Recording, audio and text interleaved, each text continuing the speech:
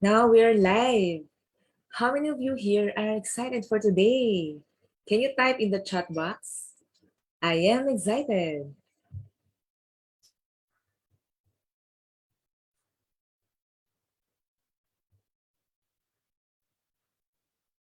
Okay, can I see? Can I see your comments? I am excited.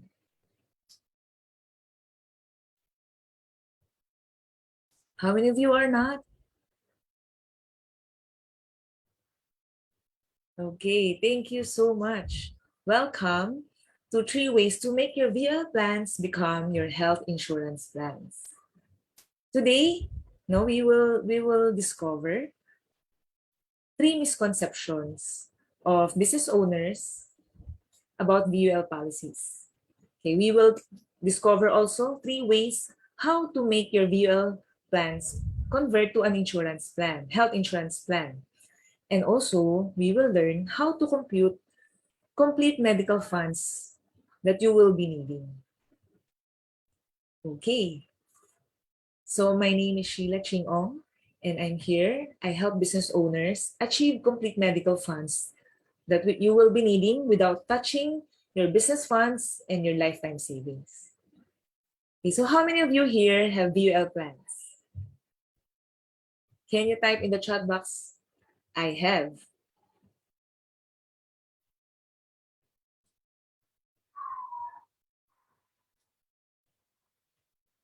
Okay, thank you, thank you.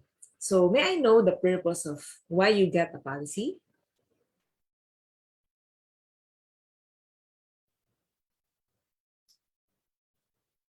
Okay, so yeah, so may nagsabi na retirement plan, education plan.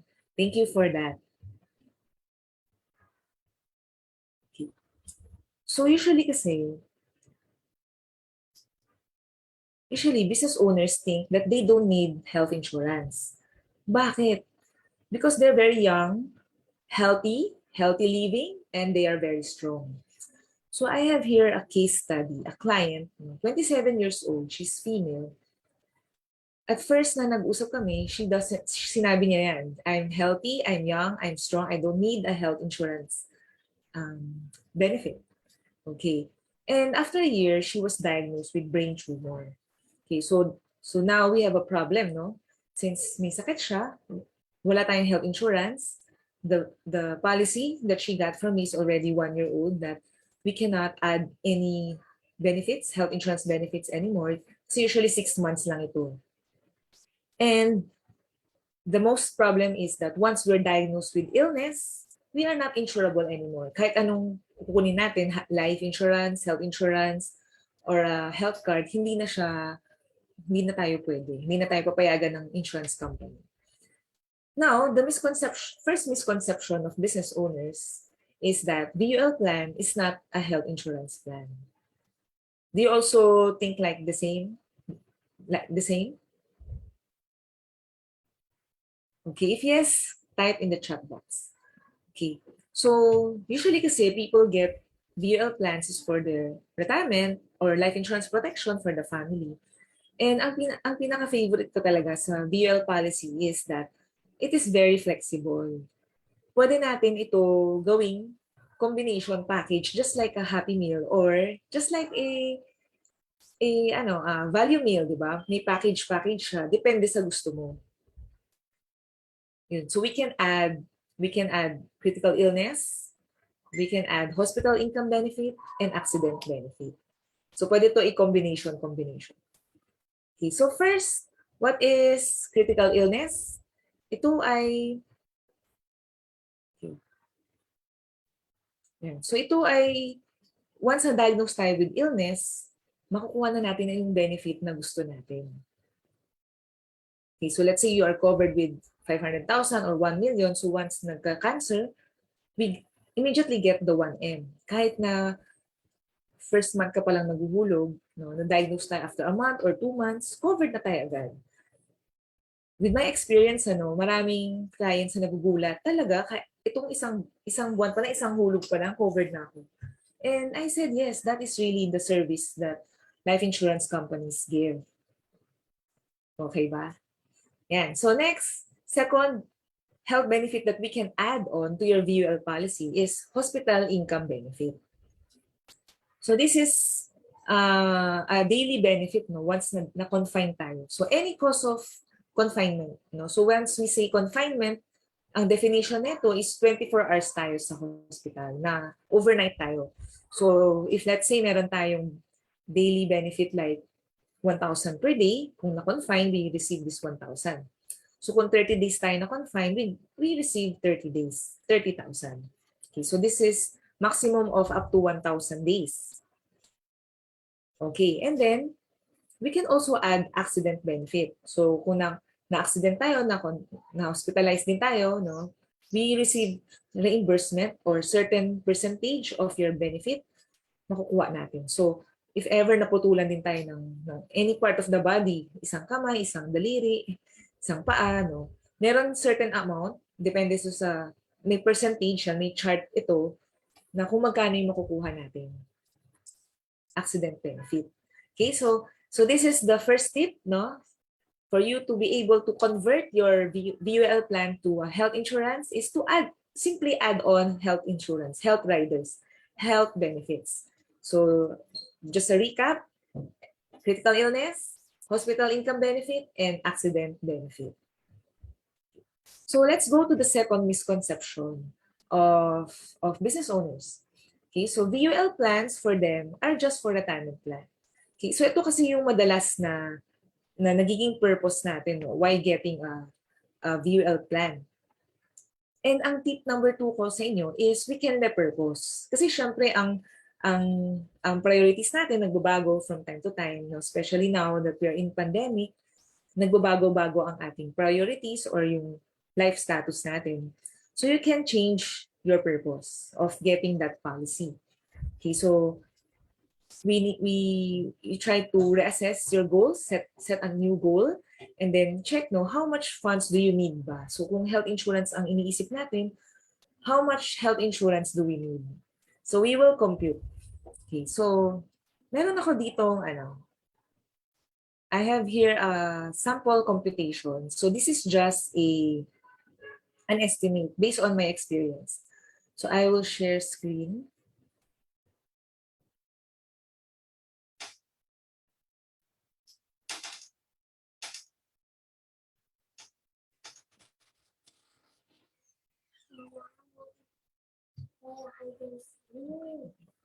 Okay, yeah. So here, can you see my screen now? So I have here an estimate of 6 months cost of getting sick. Okay, so ang example natin is that a person got cancer, no? So ang first, usually pag nagkaka-cancer, ang first step is having an operation. So based on my experience, based on my experience with my a family member getting sick or a client getting sick, no? Usually ang cost nila is at 300,000. Yun. So plus hospital bills umaabot ng 500,000, no? And after the operation, the doctor will recommend to have radiation and chemotherapy. Okay, so depende rin sa illness, no? With my experience, it's 100,000 per session. So depende pa kung how many times ang session natin. Is it once a month, once a week? No, so depende. So with this example, it's around 4 times a month. So total of 400,000 per month yung chemotherapy na kailangan. Radiation, so estimate natin at 50,000 per session. Twice a month, so that is around 100,000. Okay, so medicines, yung mga oral medicines, usually it will take around 50,000 per month. So times 6. So dito sa last column ko is total cost. Naka-multiply ng 6 because yun nga, naka-estimate tayo ng 6 months. So that will be total of 300,000. So caregiver estimate at 12K per month. So that's around 72. Grand total of possible cost is at 3.87 million. Napakalaki, no? Nakakagulat. Okay, so nagulat ba kayo? Can you type in the chat box, nakakagulat? Nakakagulat ang expenses. And especially now talaga tumataas ang ating expenses. Because of inflation. So baka more pa yan. Mas dadami pa siya. Tataas pa siya. So, it is really important to be ready. To be ready for this kind of circumstance. Okay. So now, no, yan. So nakita natin yung laki ng expenses. No? So hindi lang tayo nagkasakit physically, but financially, and we call it as nagkaroon tayo ng financial cancer. Do you agree with me? Can you type in the chat box, financial cancer?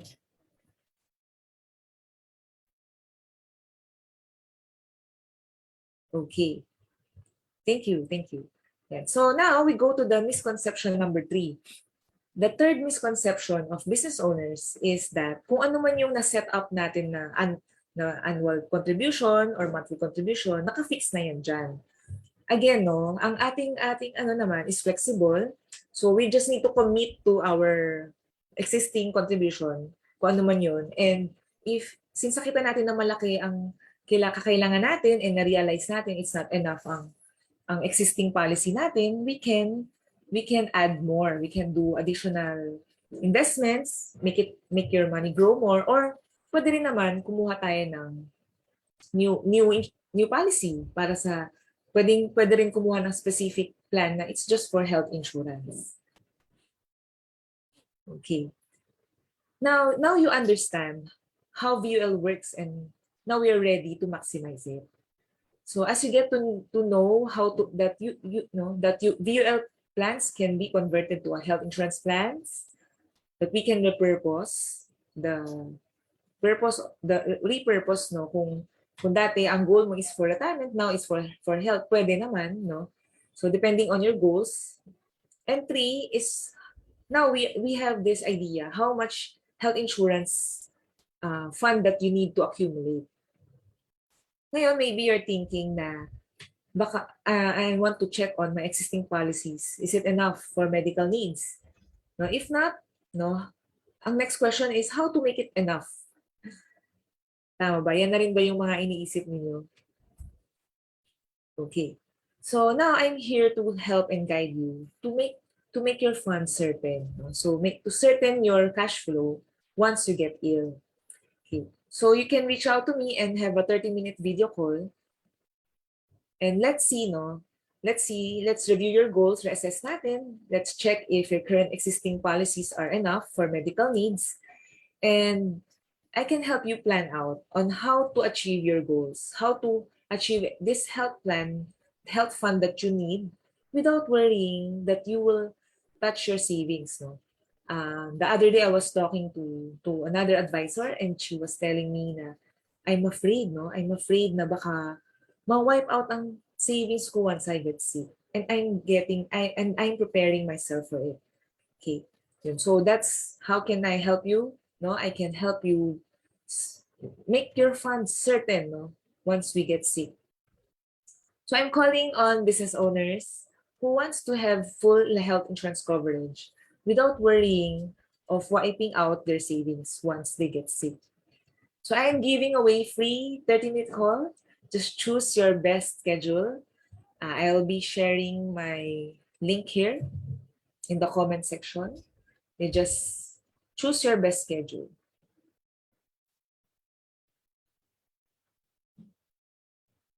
Okay, thank you, Mean, for your comments.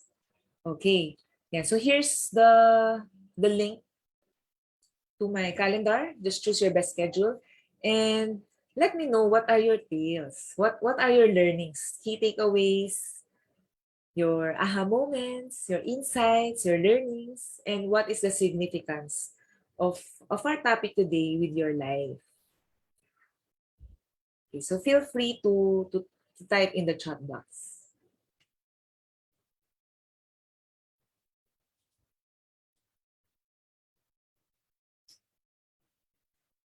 Yeah. Thank you very much. So this will end our learning session for today. I hope you learned a lot. And next week, no, so we will having FB Live every Friday at 5 o'clock. Okay, so we will talk about different topics that people wants to learn. Okay, so next week, no, we will talk about how to claim, no? How to have a claim that yung claimant, yung beneficiary is una na sa insured, no? How do we work about how do we work on that, no? Okay, so see you next week. Have a wonderful weekend. Bye.